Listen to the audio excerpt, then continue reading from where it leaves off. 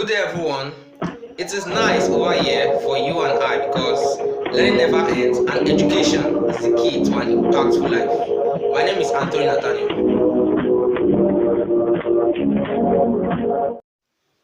Good day, everyone. I welcome you back to another episode of Crash Physics for Secondary School. And today we'll be dealing with electrical charges. So stick right in and enjoy the episode. Now, when we talk about electrical charges, there are two main types of charges, and as a result, there are two main types of forces. There are positive and negative charges, and the two forces are attractive and repulsive forces. Now, we want to talk about the force of attraction. It works on like it works on different. It works on positive and negative charges. Then the force of repulsion occurs on like charges, like between positive charges and between negative charges. So when they are the same type, there's a force of repulsion. But when the charges are different, there's a force of attraction. Now, the force of attraction can occur when you bring two with a silk thread. You bring two charge rods, a positive charge rod with a negative charge rod. They will attract. But if you use two positive charge rods, they will repel. So because they are like charges, they repel, but unlike charges attract. That's the logic. Now, because of this observation, it has led us to understand that there is the existence of what is known as the statics laws, and these are the laws of static electricity. And the law says that like or similar charges repel each other, and unlike charges or opposite charges attract each other. So this is the law of static friction, and this is the most fundamental thing you need to understand if you are going to understand electronics, and electricity. After static electricity, there's what is known as current electricity. Now, current electricity deals with charges in motion.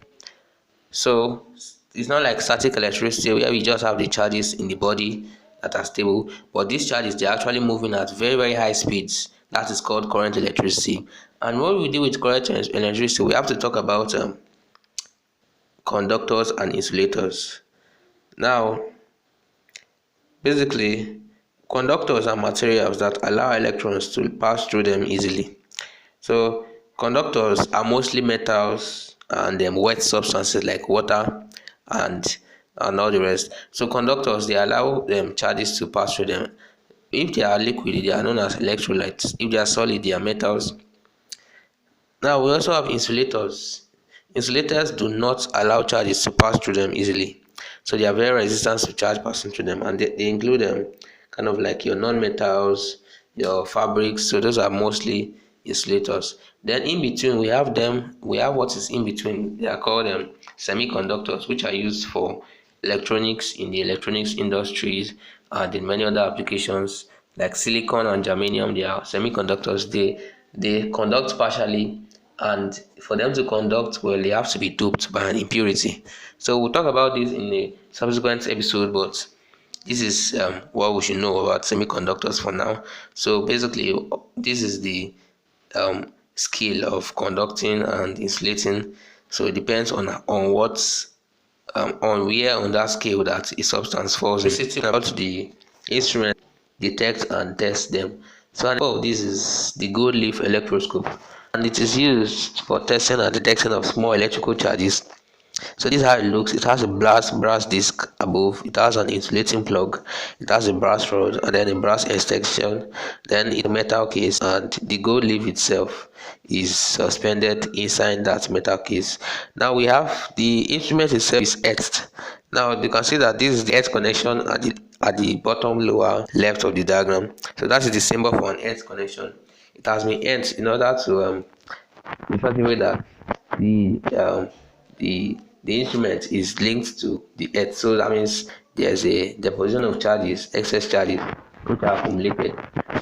Now, there are two major ways of charging an electroscope, and that is by contact and by electrostatic induction.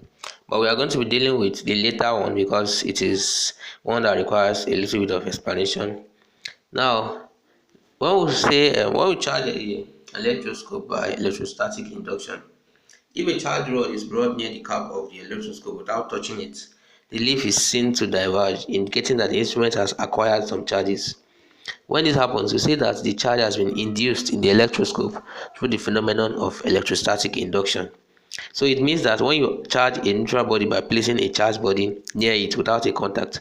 So this occurs in several stages. So first of all, you bring the a negatively charged rod near the cap of the electroscope, and some free electrons in the metal cap are repelled to the leaf, which now diverges. Then next, you touch the cap with a finger, and the electrons are repelled towards the earth through the hand. So that causes the leaf to close. After that, you remove your finger, and a net positive charge is left on the cap. Finally, the rod is removed, leaving a net positive charge on the cap. This positive charge is now distributed between the cap and the leaf, causing the leaf to diverge. So this is how to charge an electroscope using electrostatic induction. There are three ways of producing charges, which are production by friction, production by electrostatic induction, and production of charge by contact. Now we'll discuss the production of charge by contact. Now you can see that in this case, electroscope can be charged when a charged ebonite rod is brought in contact with the brass cap. So as we can bring two uncharged conductors C and D in contact on insulating stand, and a positively charged rod is brought near to C as shown. If D is then separated from C while the rod is still near C, D can be shown to be positively charged. So while C is negatively charged. C is charged by induction, but D receives its charge from C by contact.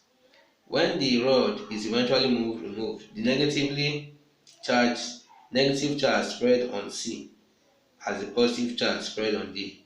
So this is the way to charge by contacts, by two rods in contact. Now there's another knowledge which scientists and have understood about charge is that charge, the charge is distribution of charges on conductors.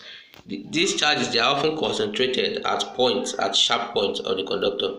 So if you charge an insulated pear-shaped conductor and examine the distribution of charges over its surface, the conductor can be charged, and when you examine it, you will see that the charges are usually concentrated at places where the surface is sharply curved. So the change per unit area of the surface, or the charge density, the charge per unit area is highest at the sharpest point of the conductor. This is called point action. So that is maybe one of the reasons why your lightning conductor always has sharp points. So the reason for this is that the aim is to concentrate the charges at the sharp point so that they can all be conducted down to the metal plates where they are safely discharged into the earth. Finally, let's talk about storing of charges. Now we've talked about the nature and production of charges, but the fact is charges have to be stored, and that is why we make use of batteries, we make use of all this equipment. But there was an early equipment that was used to store charges, and that was the electrophorus. So it consists simply of a circular metal disc or plate P. So this plate is fitted with an insulating handle. So now this insulating handle and another flat disc made of an insulating material such as ebonite or polyethylene. So this circular disc is in between two insulating substances. So you have an insulating handle and an insulating material. So the ebonite or polyethylene disc is given a negative charge, and the metal disc is then placed over the ebonite disc. There are only a few contact points between the two discs, hence no charge flows between them. Positive and negative charge are given to the metal disc by electrostatic induction, and the metal disc is now touched with the finger. The negative charge flows away through the body to the earth, and the metal disc is left with only the positive charge. And these charges will be stored in the disc when the handle is lifted from the ebonite. So the amount of charge stored can be built up by repeating the process. So this is one way of storing. There's another way of generating and storing charges, which is the Van der Graaff generator, but we won't be talking about those. But this is as far as we can go on this episode of electric charges. For subsequent episode, we will build up from these concepts. So see you next episode.